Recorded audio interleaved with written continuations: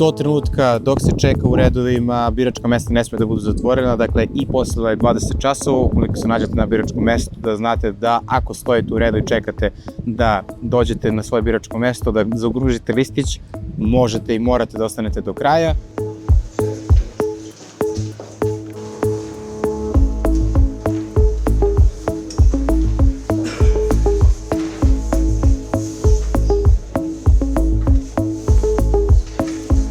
Trebalo bi da znaju da u Srbiji imamo 6,5 miliona birača, da imamo 250 parlamentarnih mesta, da birališta se otvaraju od ujutru od 7, odnosno kreće da se glasa tada, završavaju se u 8 uveče.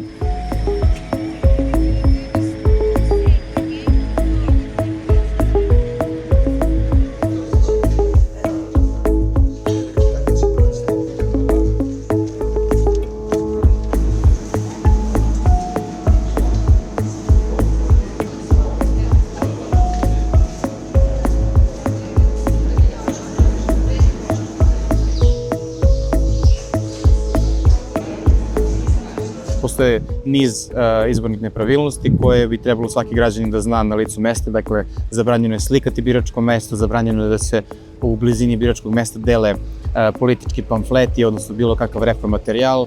Zabranjeno je da vas bilo ko ucenjuje ili kupuje vaš glas, to je krivično delo i saučesnici ste u krivičnom delu ukoliko prihvatite mito za vaš glas.